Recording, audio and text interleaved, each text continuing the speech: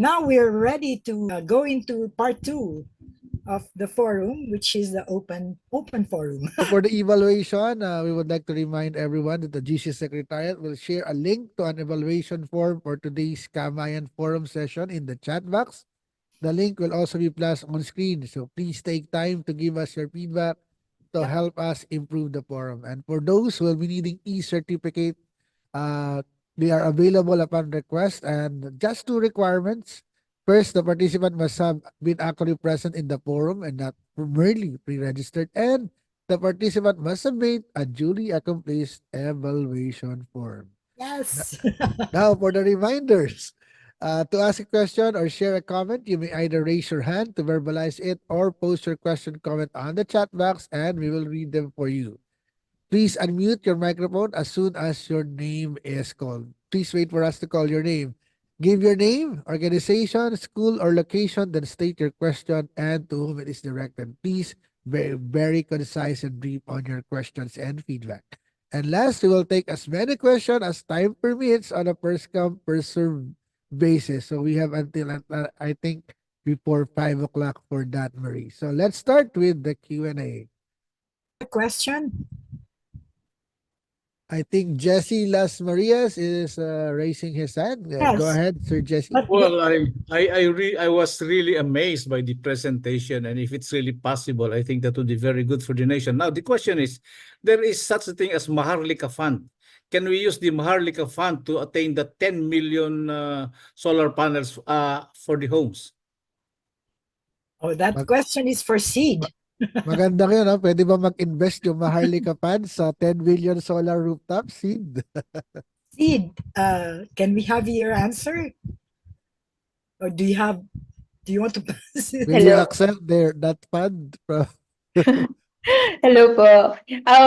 Actually, that's a very good question po, no? But also, we are aware that it's going to take a lot of lobbying as well to be able to really influence where the fund goes. And that's why it's good to again go back to the context of the challenge. It's really a message then to our national government po na there are already so many Filipinos who are pushing to have renewable energy access in their own homes. And bakit hindi ito yung nasusuportahan instead of other policy directions that are detrimental to our climate, our people, and our environment.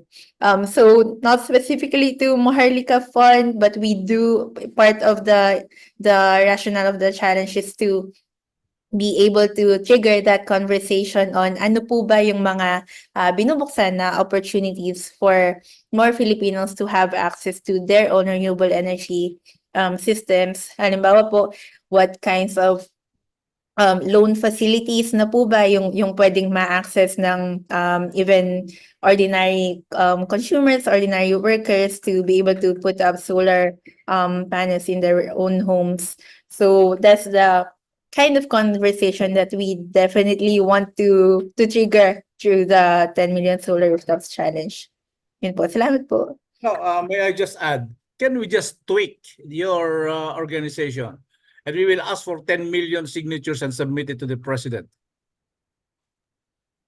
I think we can open those kinds of initiatives po. Don't need to tweak the challenge. It can really be part of the whole kasi it's a whole campaign that we really are only starting and we definitely welcome initiatives po no to help promote it, including if we want to have signatures and so on.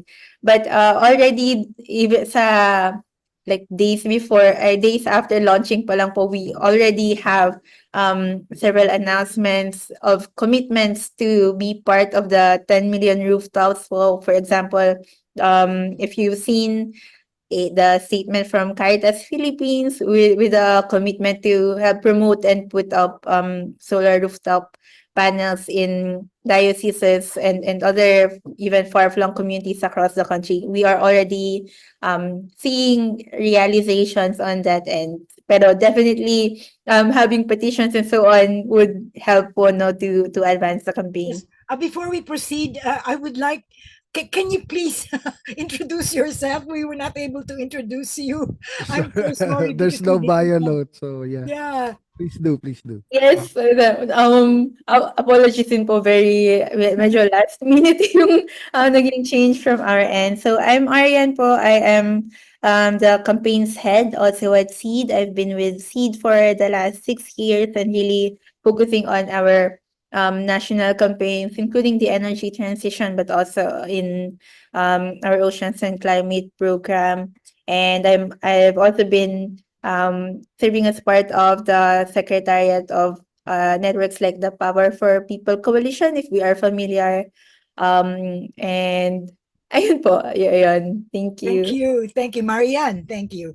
As for Jesse's suggestion, I think it is always wonderful to have citizen action, you know, Yeah, because you know it has to move government somehow. yeah, And it so does. if Jesse will can how can we go about doing this? Will you write the letter or that we our organizations, our member organizations can I am willing to draft the manifesto oh and that's good. share it to That's good. everyone, and then everybody will sign it, because if we can do that, and if the government would agree to fund it, it will pay for itself because we will be diminishing the amount of fossil fuel that we import from Yes, abroad. yes.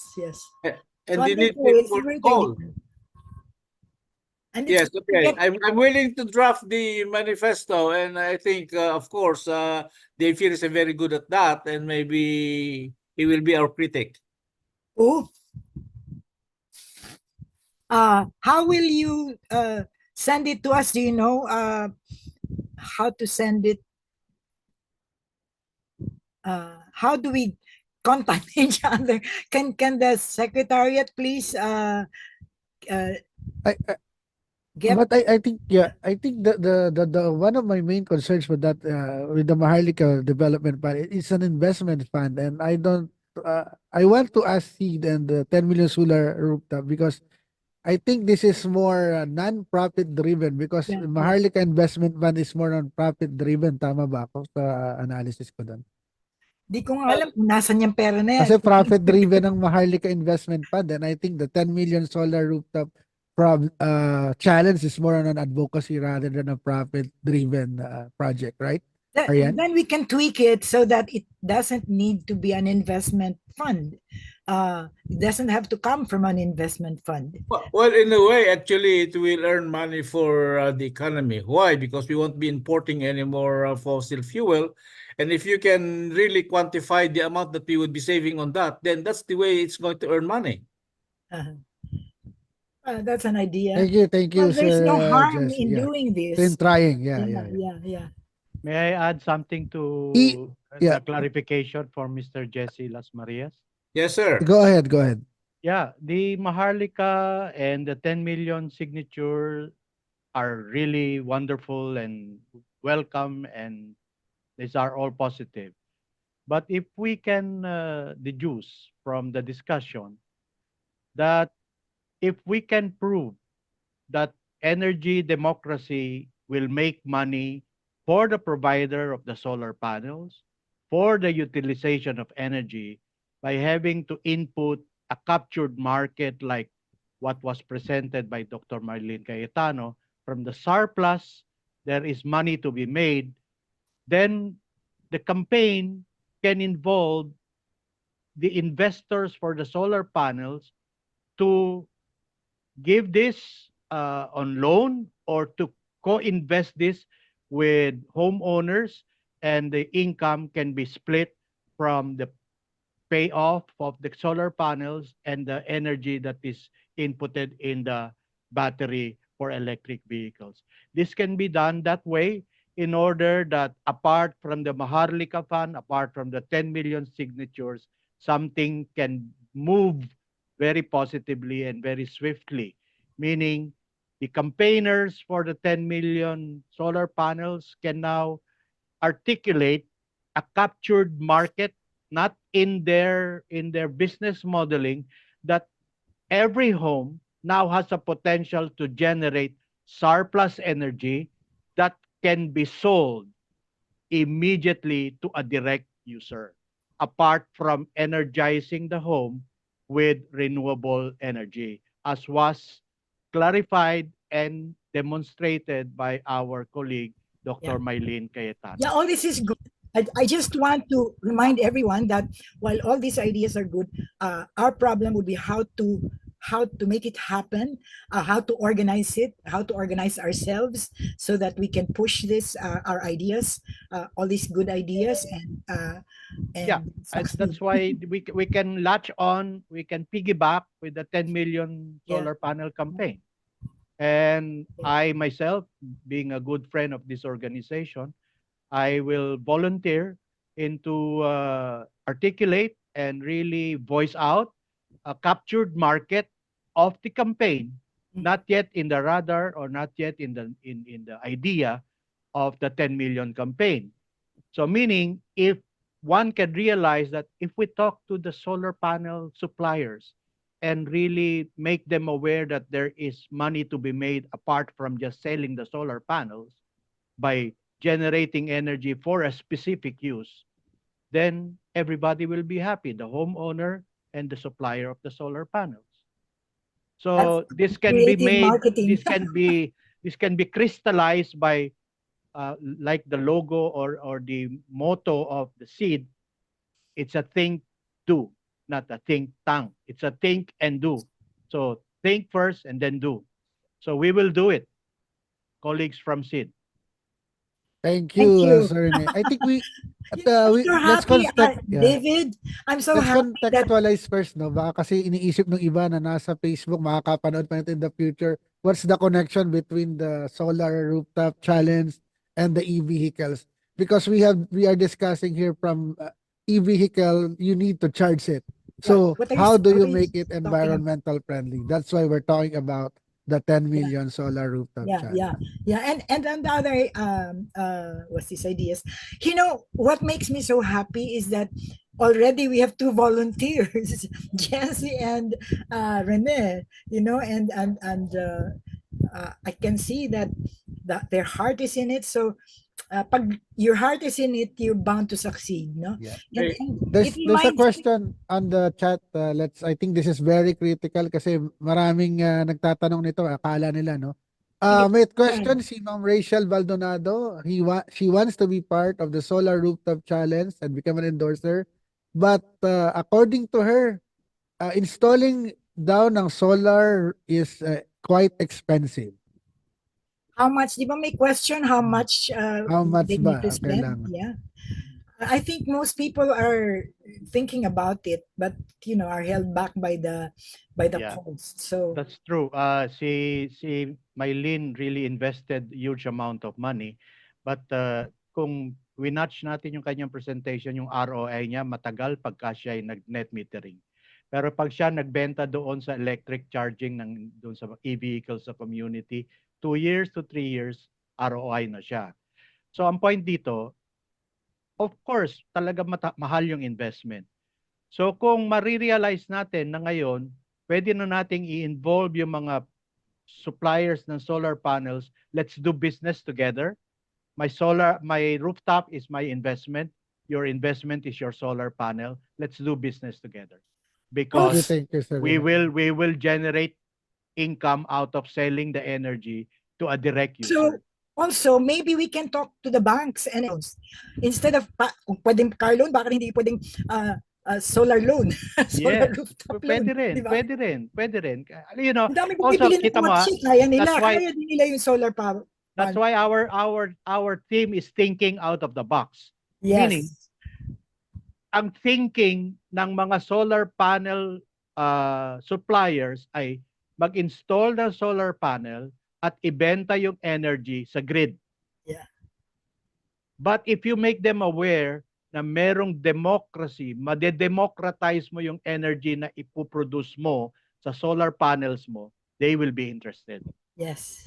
Yes, agree. Oh, Tessa has been, wanting to ask a Before question. I take my Pesa, I would just add this on. Siguro I think there's one campaigner of the using solar. I think one other thing is to actually evaluate your power consumption at home. No, hindi yung i-compute mo siya lahat tapos doon mo i-base yung solar power. Tingnan mo kung paano magiging energy efficient yung bahay mo, ano yung pwede mong alisin at baguhin bago ka mag-solar para bumaba yung energy need mo sa bahay. Okay, let's go to Miss Tessa. Go ahead with the question. Yes, actually, exciting to ating ano, no? Diba? Yeah. I was just wondering, how can we put this dun sa CREVI? Kasi yun yung roadmap ng government. So I think dapat makita tong ating suggested perspective na talagang i-organize ang mga communities, okay? And find ways on how to make solar panels, rooftop panels accessible. Tapos nun, organize them so that the tricycles, for example, na sa communities serving their communities can do the recharging in the communities using yung mga excess nila. So dapat mapasok to dun sa roadmap na meron ngayon. And how can we do that? Anyone from the audience is most welcome to respond if ever. So I think we should start brainstorming on how we can involve government and put this in our national plan also.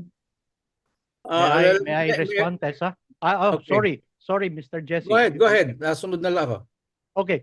As I articulated earlier on before our forum, let us come up with a documentation of this forum with highlighted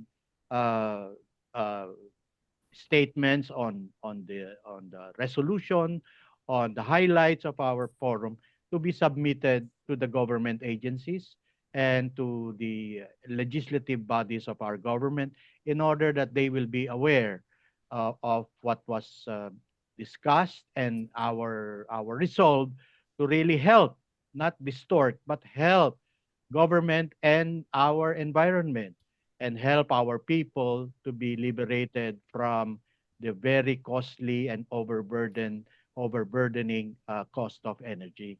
So we should do a documentation, and in order that we can really inform them is really highlight in our documentation the importance and the finer points of our discussion so they will be informed. All right. May I add something? Go ahead.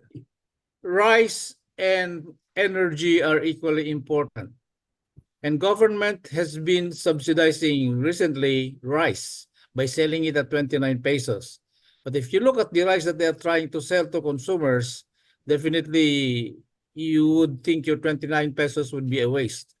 Okay, because it's not really fit for human consumption. Talaga. Look, I'm from the agriculture sector. Now I have a radio program. It's about agriculture, and I'm willing to plug the 10 million challenge to the listeners, so that we can gather more people who will be interested in it, particularly in agriculture, because we need power in agriculture because of the need to irrigate our land so that we can plant more areas for food production, including rice, and we can really lower the cost of the retail price of rice. See? Well, it doesn't translate immediately, but somehow it's going to be benefiting the farmers. So for that matter, we are committing ourselves to this challenge, and hopefully we can gain more adherents so that we can really succeed in our objective. Thank you very much for giving us this time.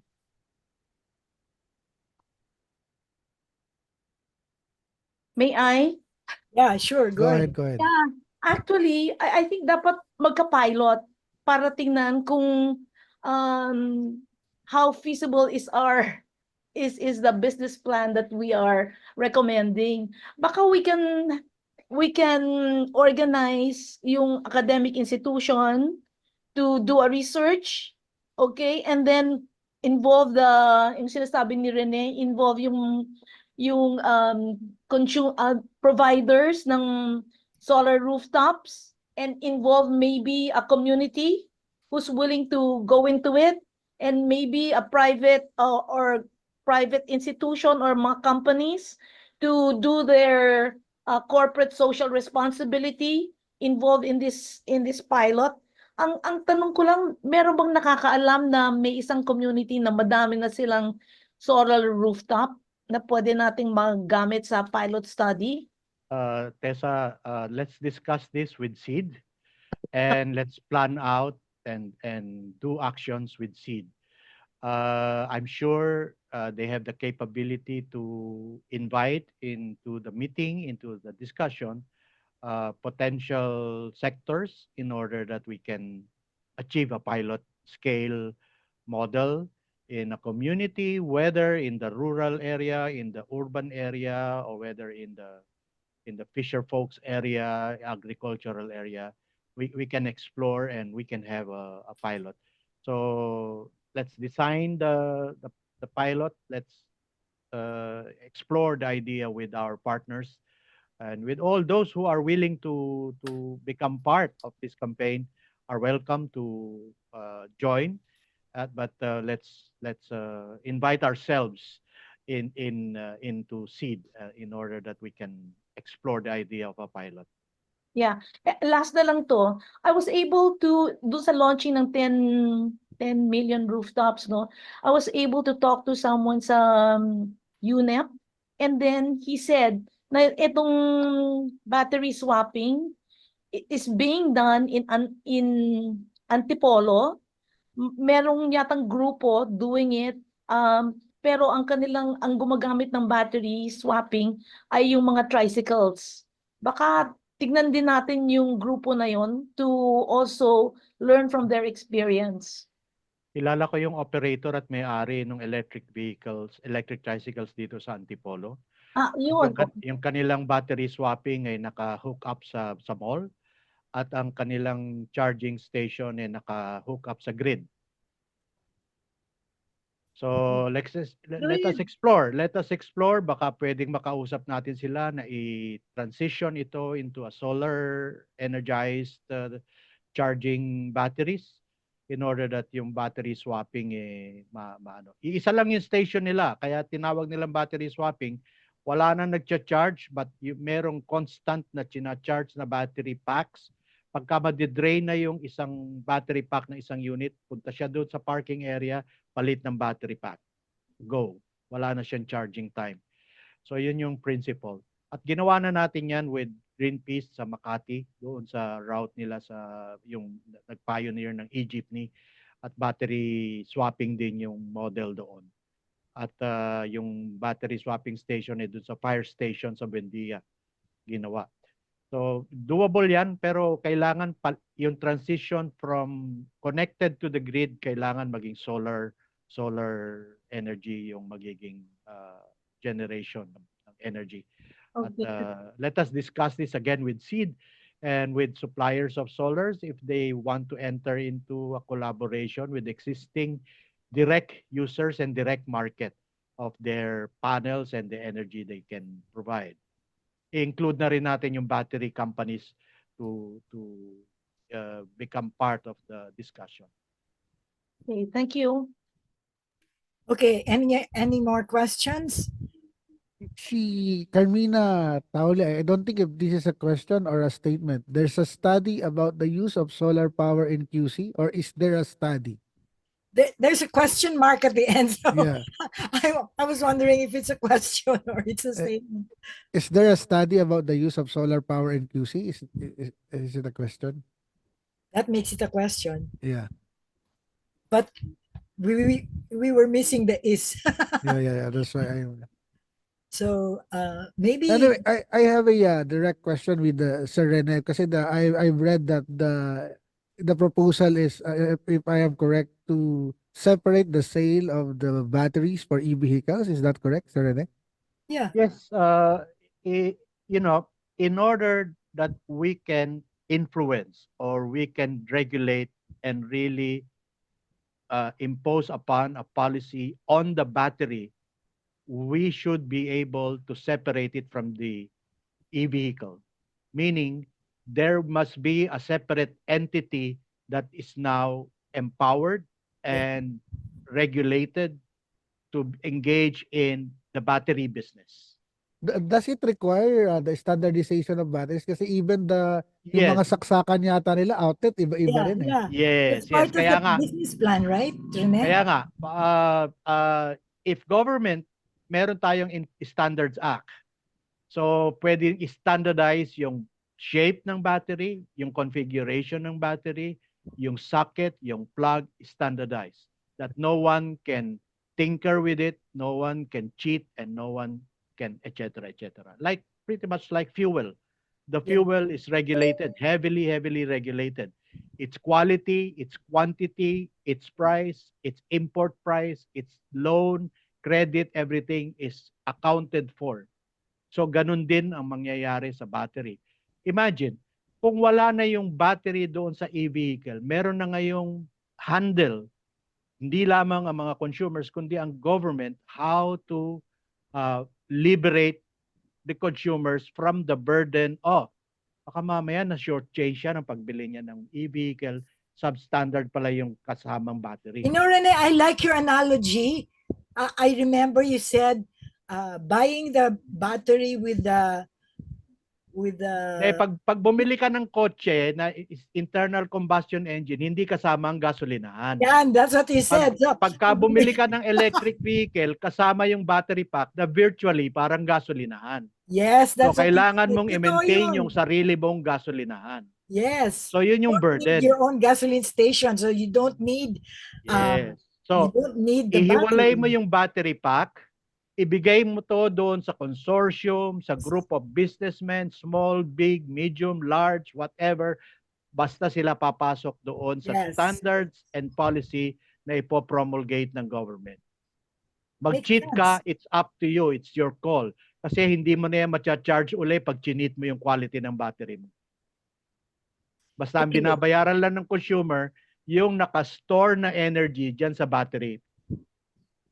Ngayon, yung generator ng maglalagay ng kuryente sa battery, ibang business yon o baka pareho rin na negosyante ng battery. Sila ngayon ang magde-determine na kailangan, sasabihin ng government, renewable energy lang ay i-charge mo dyan. Hindi pwedeng galing sa grid. Siyempre magagalit yung grid kasi merong grid business, merong transmission business, merong generation business, merong distribution business. Si Mylene Cayetano, liberated na ron sa tatlong giants. Meron pa siyang surplus. Nakukuha niya yung rationale, meaning pag meron ka na ngayong democracy to generate your own energy, you can dispense with it so long as may regulations and government the way you like it.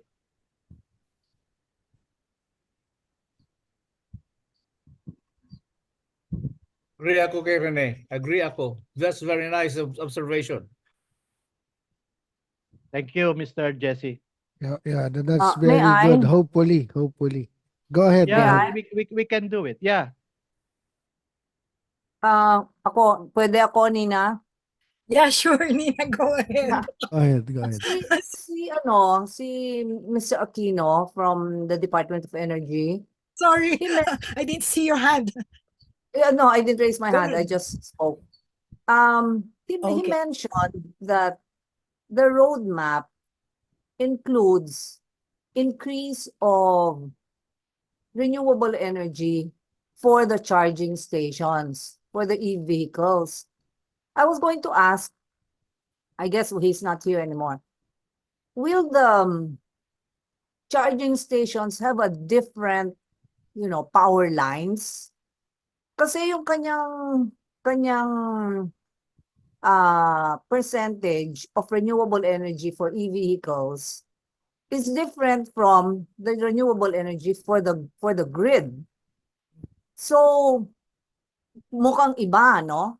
So since we already had him as a guest, baka he can be a conduit for all these suggestions to be given to the Department of Energy. So yung kanilang vision, natataas yung share of renewable energy for e-vehicles, pwedeng pumasok itong pinag-uusapan natin.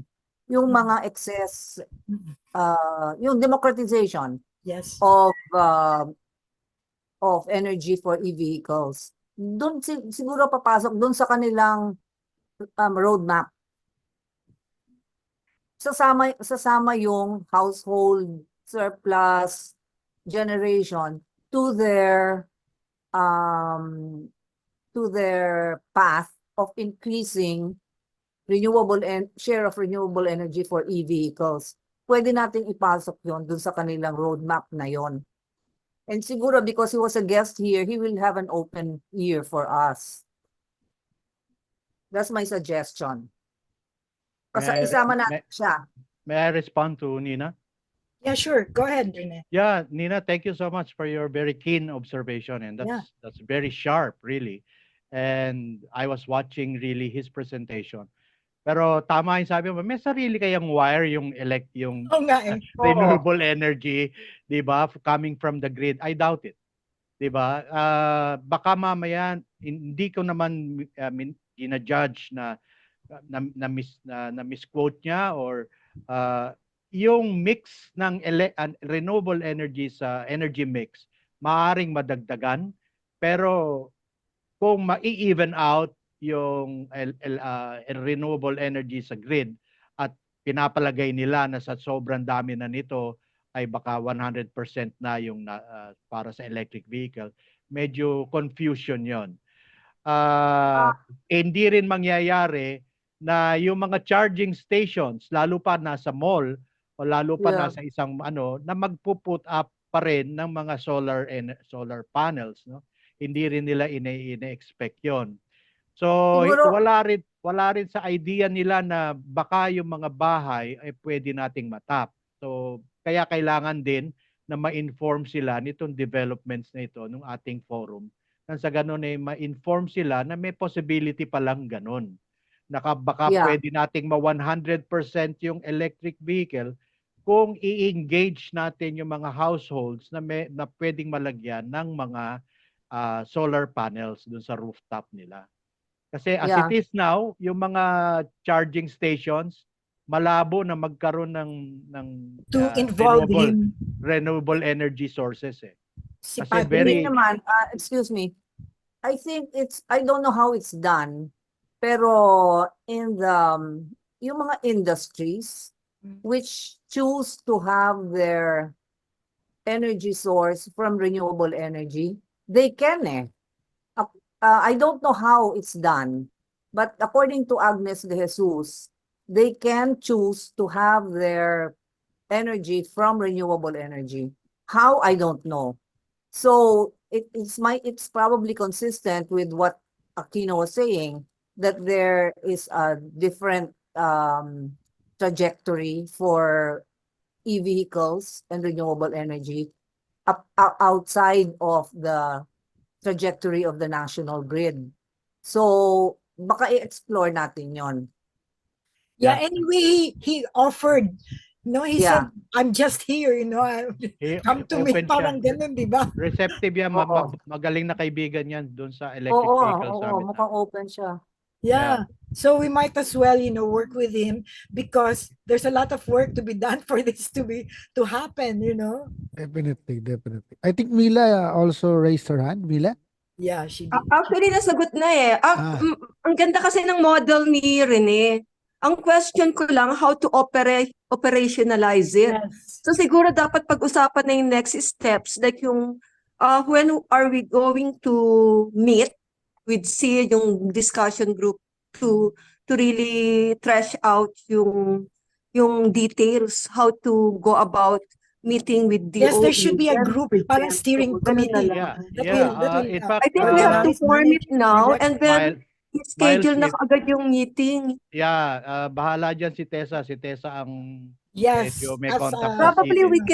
we can make it now. Yung group who are willing to volunteer and then set the initial meeting, and then yung deadline, like when do we target to meet with the DOE secretary? That's first, yeah, that's a good idea. You know, they can put in the chat box kung sali sila, I'm in, you know. Because it's recorded, or they can also put it in the evaluation form that they want to be part of it. Yes, basta they can put it in the chat box, but Yeah. that and how Mm-mm. alam naman Sana natin. nga, if you can raise your hand so we know already how many are joining the group. O, dalawa na kami ni Mr. Jesse Las Oo, Farias. sila. Nag-volunteer na siya. Pero we Nag-volunteer din also ako. need to identify a point person kasi kung maraming tao yan, kailangan may isang Yeah. Si Yung Tessa chair is at saka raising her assistant hand. chair. yes. Yes, So that's what we need to do I now. think, is it volunteering or question? Tessa, that's why I said put it in the chat box. I'm in kasi pag raise your hand, mahirap. Hindi mo alam kung nagtatanong o. Okay. Isulat na rin sa sa chat box and in the evaluation form. Pati in contact lahat. Oo, There's, yeah. kasi pag sa chat box, parang nag-register naman That's sila. So correct. you should have their contact information. So, madali yun Yes, sa chat that's box. correct. Lalagay lang nila, you. I'm in, count me in. I want Nawala, to join. nawala si Tessa. Hindi, anyway, dalawa sila na ni Rene, plus yung Seed, plus yung GC. Sino pa ang gustong sumali? Dagdag na lang doon sa chat box. Yeah. Natin. Our organization will also be participating in this one. It's very important. Yay. Then, Very okay. good. Nadi-deja vu ako kasi diba sa 34 years of Kamayan Forum, during the early years, ang daming ipinanganak na organizations sa forum. Parang nangyayari ganito, usapan tapos let's get together, tapos let's do this, ganyan. Oo. Campaigns, organizations. Si Rachel. Si Rachel is volunteering. Sino? Rachel Rachel Baldonado. Yes, Baldonado. Yes, very good.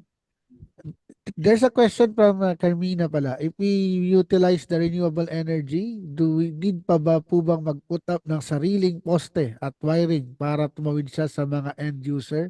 Or pwede pong gamitin yung existing ng Meralco?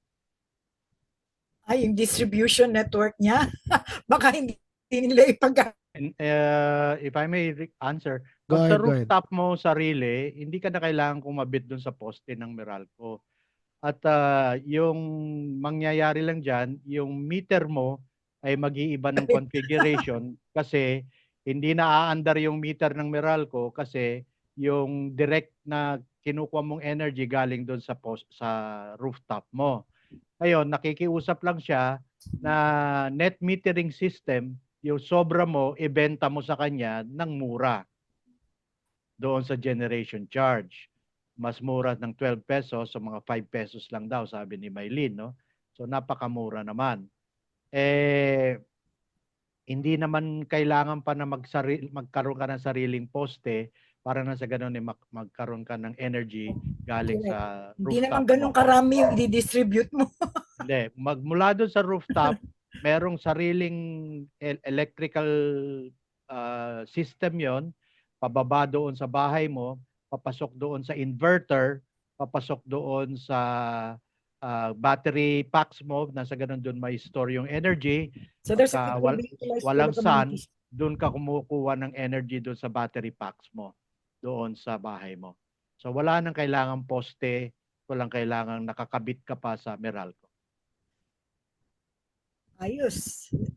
Kaya lang magpapaalam sa Meralco pagka maggagawa ka ng solar roof. Nice, we're getting Kailangan pa good, talaga magpaalam good sa kanila. response in the chat box. Ano daw po pag sa communities gagamitin? Pwede Ganun din. What if the utilized for the community? Ganun din. May mga ganun din ang mangyayari. Yung electric cooperative ay walang choice kung hindi i-allow yung pag-generate mo ng sariling Yung mga power. villages, for example, yung kanila mga clubhouse, lagyan nila ng ng solar rooftop. Yeah, ako, yung Tapos, kapitbahay ko, i-distribute dalawang nila kapitbahay ko, sa mga solar bahay panel dun sa sila. village, Oo. di ba? Yeah, correct. Ganon din po, pag sa communities, kung ano yung nangyayari dito sa Metro Manila, ganon din sa kung saan mang communities. Lalo pa doon sa mga wala pang kuryente, welcome na welcome po yun. Nice. I like this. What's happening here? Okay, so any more? Congratulations for that output. We have a very strong Mhm. output that we have to continue, and hopefully, I'm sure this will succeed. It needs to succeed. Yeah, it's time. Any other question from the chat? And I don't think we have questions from the Facebook Live. Wala ba? Yeah, wala naman. So wala na questions? David, Yes. actually gusto ko lang i-reiterate yung suggestion kanina ni Tessa, pero siguro sa working group na to pag-uusapan, yung research component, like saang city ang may pinakamaraming meron ng solar panel rooftop? And then, baka doon pwedeng simulan yung pilot study na pwede silang magbenta. Ganun lang. Baka Yeah, nga agree. pwedeng Agree, si Mila. Mylene, yung area niya, baka mas marami doon eh. So, pwede na siyang isang pag-usapan sa working group. Yeah, Kung agree. pwedeng ma-schedule ka agad. Yeah, agree, Mila. Para meron tayong yung data na pwedeng i-present doon sa DOE to back up our recommendations. Yeah, Rene, di ba sabi niya, dalhin mo sa kanya yung yung business plan. Yeah. Yun na nga. Kaya nga ang pakiusap ko sa ating butihing secretariat ay pagbutihin yung documentation. Kailangan dumaan ito sa editing ni Marie at saka ni David at ng pamunuan ng GC. Nang sa ganun very concise, very direct to the point, walang paligoy-ligoy at walang misrepresentation. At nang ma-communicate natin ng maayos kung ano yung ating mga developments, yung ano yung ating aspirations, ano yung ating resolve, tayo nag-create na ng technical working group, yung mga ganun ba? Oo. Para nang sa ganun alam nila na we are gung-ho also dito sa ating We are serious about this. serious about this, no? So, yung ganon, kaya kailangan gawin kagad natin yung documentation ng maayos at i-submit natin very officially with the letterhead doon sa mga respective offices, maski sa Office of the President, doon sa legislative branch of government, sa Senate at sa House, para sa ganon, alam nila And then na wow, meron palang ganitong Yeah. development. Meron palang nag-iisip na ganito.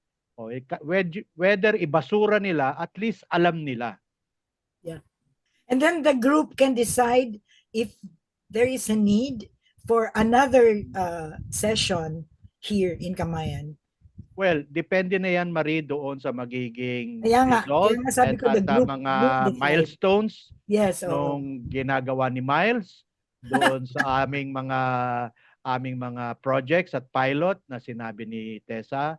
So kung magkakameron ka agad ng say halimbawa signing of a memorandum of agreement between a solar Yes, panel oo. distributor or Or issues that need to be diba? At saka isang settled. bahay, dalawang bahay na pumayag, tsaka isang group ng mga electric tricycle na gustong doon mag-charge.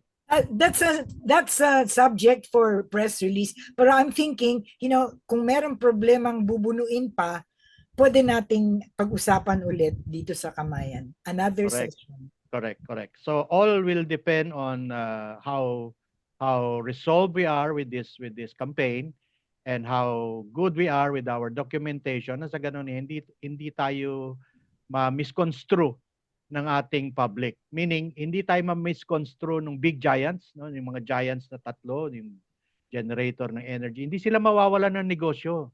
Hindi sila mababawasan lang yung kanilang over responsibility na pilit nilang inaako lahat yan pero hindi naman nila kaya.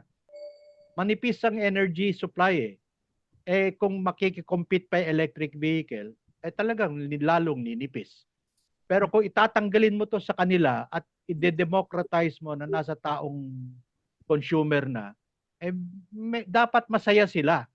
At masaya rin tayo at masaya rin yung environment. Hindi mawawalan sila ng negosyo. Pati yung distributor, hindi mawawalan ng negosyo ang Meralco kasi hindi naman tayo magbebenta ng power sa household. Win, win, win, win. Yes, yes. So kailangan ma-document natin ng maayos. Marketing yan. Yes, yes, yes. Carmina Correct. has a comment or question. Wala na? Carmina. Carmina Taule.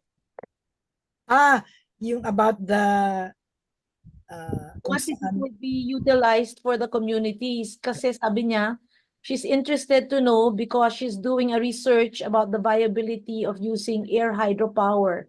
She considers this talk very relevant. Yeah, I think nasagot na siya ni Rene kanina earlier on Yeah, the if I may add, Miss Carbina, no, maganda yung sabi mo gagawa ka ng research sa viability ng using air hydro power. Ang magiging problema mo lang how to store the power, how to store the energy. So you will definitely utilize battery as your power bank. So if in your model hindi mo din disentangle o na factor in yung democratization ng battery business tsaka energy business, medyo mahihirapan mong i-justify na ma-empower mo yung beneficiary ng air hydro energy na iniisip mong maging research mo. So, ganun din yung mga small scale na gustong gumawa ng energy generation. Pagka yung energy generation na-corner ng isang business at hindi ito na-democratize doon sa mga taong gagamit, wala na. Imprisoned uli yung mga consumers. So, kailangan ng key ay yung mga gagamit mismo ang may-ari noong energy generation. Okay. On Thank that you note, and with that Marie I think we're ready yeah, we to could call it also a ask day. but Ano? before that we could also ask Rene to if with all due respect and with our favor if he could drop the resolution coming from this forum. Please help us drop the resolution coming from this forum since you're very knowledgeable, and let's put input on that drop altogether. Ano yun, David? Ako yung sinasabi mo na... Yes, baka po pwede na tulungan nyo kami mag-drop ng resolution coming from this forum that could be actionable. Sige, I will do my best. I will try my hand. I will request draft or raw copy of the documentation, and from there I will derive the salient points to become to attune it to become a resolution of sorts by the attendees of this forum. I move that Rene will draft the resolution required for this particular forum. Thank you. Second the motion. Sige, And hindi Jessie, ako makapag-object offered to- kasi ako yung Jessie. initiator ng business model kaya sige, thank you. It's a beautiful episode. Thank you very much, everyone, all our guests. Thank you. And everything. We're ready to move on to our last segment, David. But before that, We're inviting everyone to visit the Koang Bukas website. You can search this by Facebook, and also to join the Green Convergence. If you are enticed of joining us, please do. You can search We'll be it happy by to have you. our Facebook. We want to have you. We will be happy to have you. We could place the link to the membership form of Green Convergence at the chat box. the membership form, yeah. Thank you, Maribeth. Marami tayong activities sa Green Convergence. There'll be the sauna, and then there'll be the shortly in a few months there will be the summit again. No, Yeah. so it's Next very year, exciting. February I encourage you. 2025. The final speaker, I like this, is a board member of Partnership for Clean Air, our forum co-organizer this month. She is also the coordinator of Calyatista, a group of volunteers who give away reflectorized vests and non-motor and what's that? And helmets pala to bikers with no gear, and also part of Explore Your City on a Bicycle. Kaya yung kanyang mga posts sa Facebook kung saan sa lugar kasi Explore Your City on a Bicycle. Her work centers on the environment and non-motorized transportation. Well, that's what her brief bio note states. But there is a kilometric long bio note about her in my heart, because she is a long cherished friend and colleague I've been privileged to work and share advocacies with. Friends, please join me in giving a warm welcome to Maria Isabel Mia Bunao. Hi, Mia. Hi, hello. Hello, magandang hapon po. Nagagalak ako na makasali muli sa Kamayan Forum. Clear ba, Tita Yes, Marie? clear. Yes, Okay. clear. So, inabutan ko pa ang 1995 to 2003 sessions na medyo active pa ako yun at nagbibigay-pugay ako yun sa kapanahunan rin nila Sir Vic Milan at sila Tito Ding Reyes, no? At nakaka-happy to be involved in this format na madaling ma-share na kasi ito dahil even if we're just online, after nito, madaling ma-share rin yung link para yung kahit na 40, 60 lang tayo ngayong sa araw na to, kaya natin yun ma-multiply by at least 10 times. So, basta i-share natin. Yes. So I'm very happy na and very honored to na nandito sa last part ng ating discussion. No? So many cities around the world are yung investing heavily in renewable energy as a response sa climate crisis. Sa micro level, yung local consumers gusto maging involved pero hindi nila alam kung paano.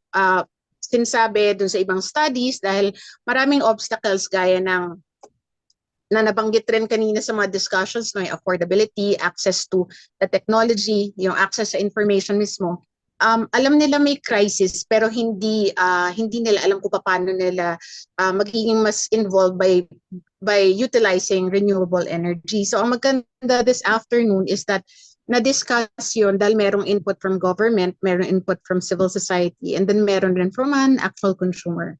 So thank you for an afternoon full of meaningful exchanges from government. So nag-notes lang ko, nag-chart ako kanina from the notes. So, meron akong mga key parang takeaways lang from each of the speakers na I'd like to share mga 3 bullets lang from each.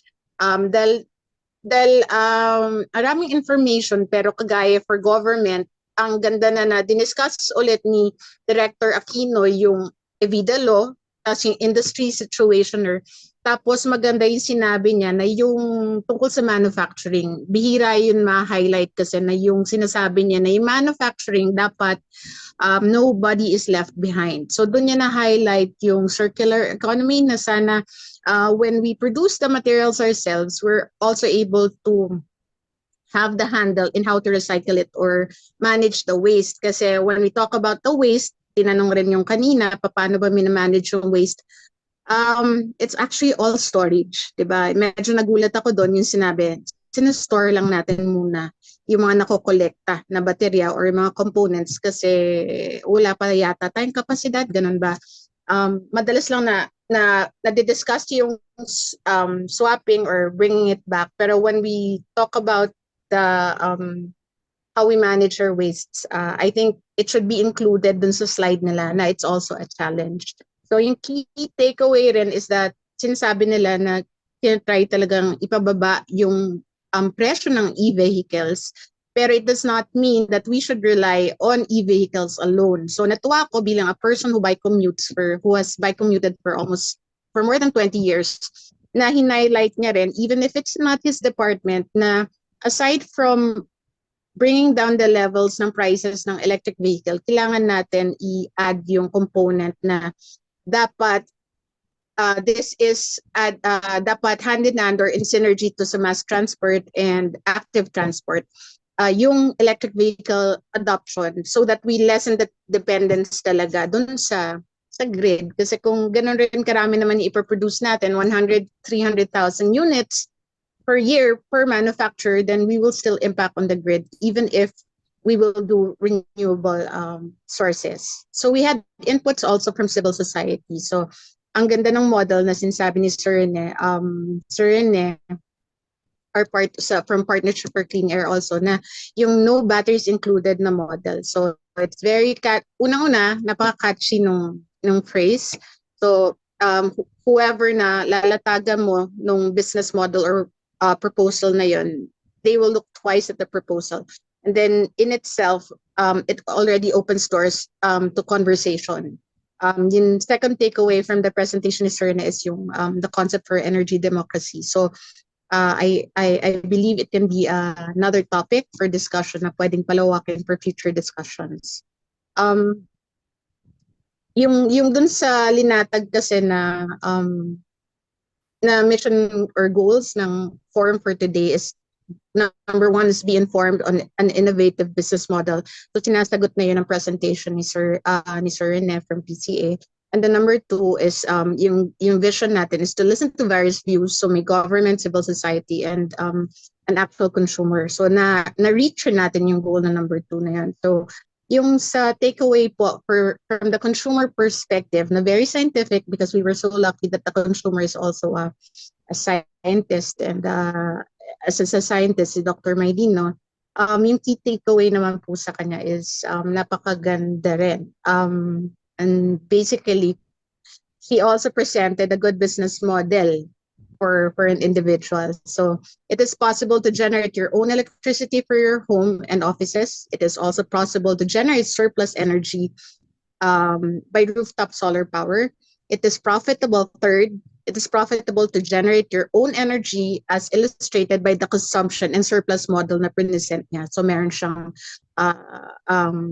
binibigay na options in net metering based or the community charging station, which yung option 2 I think is very yung nakaka-incentivize sa mga tao who would be looking at it. Yung sa ating mga kaibigan po from Marian from SEED, yung key takeaway is an NGO incentive. Pag naka-package na siya as a campaign, you need a catchy name. So the 10 million solar rooftop panels in itself is also catchy, just like just like yung teaser in it. But more importantly, it's a very simple campaign na pwede siyang ma-engage ng kahit na sino. So whether you're an individual or a community or an industry, it illustrates a template na of any model rin na pwede rin gawin ng Green Convergence, ng Kamayan Forum, or any of the individual institutions that are part of this forum. Dahil it's a community engagement project kasi po. Yun yung parang wala pa kasi. Di ba sinasabi nga na yung it's a civil action that's more important or more powerful, kasi pagka na-engage mo yung mass population in a campaign, hindi makakahindi or hindi pwedeng mag-look away ng government. So if we're able to support this program or also make template programs such as this, then it answers the question, how can the common person be involved? So yan. So the first two visions of the forum has already been answered. So number 3 is the most important, I think. So to gain insights from the presentation and exchanges and develop personal guides on how to ensure meeting the country's naturally determined contribution to mitigate climate change. At the end of the day, both government, civil society, and the general population must use the barometer of lessening the impact of any law, of any technology, of any model on the environment. We can make so many laws, pero kung hindi siya yung parang kala natin, kagaya ng bringing up kanina, kala natin we're relying on RE, pero actually grabe rin pala yung impact dun sa immediate environment or the communities. Kailangan we have to be parang i-microscope natin actually how we craft the law. And even if there's the law na and may IRR na, it's the duty of civil society, us, yung sa number 3 natin vision, na kailangan tayo personally be involved in how we can make sure that the IRRs are really responsive to the needs of the community and also not impacting on the environment.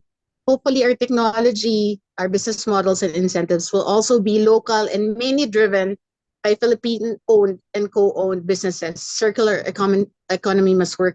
Wag po tayo sana magulat na a lot of the businesses are foreign-owned na pala, and we actually don't have much grasp on the technology eventually.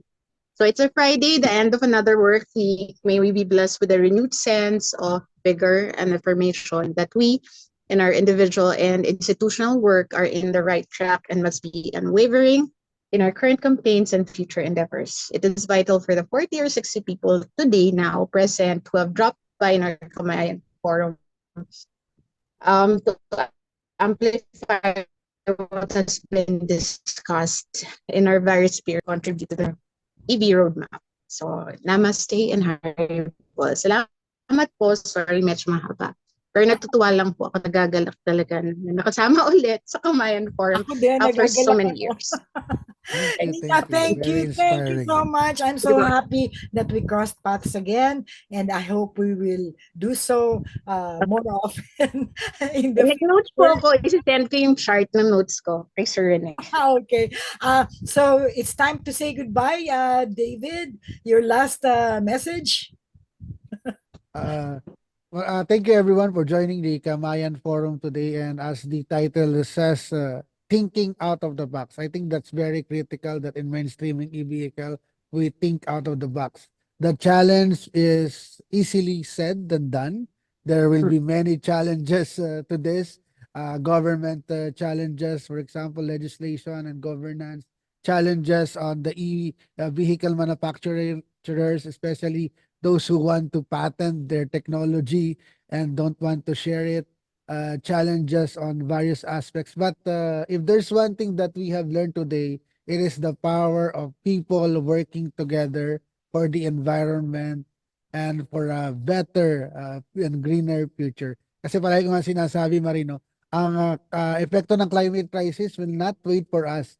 So we must act right now. And together, and that's possible if we only act together. So maraming Thank salamat. you. Thank you very much, everyone. This was really very enlightening and nakakataba ng puso. I feel really good about this afternoon. Thank you to our very wonderful guests, resource persons, and our audience, for our participants, for the good questions. Thank you, everyone, really. And please come again next month. The next Kamayan Forum will be on August 16th. Bye. Have a great weekend. At abangan po natin sa Monday ang SONA. Watch out for the environment kung mapapasama sa SONA ni President Bongbong Marcos. Hopefully may kalikasan doon. Have a great weekend, everyone. Bye-bye. God bless Padayon, everyone. kalikasan. God bless. Bye.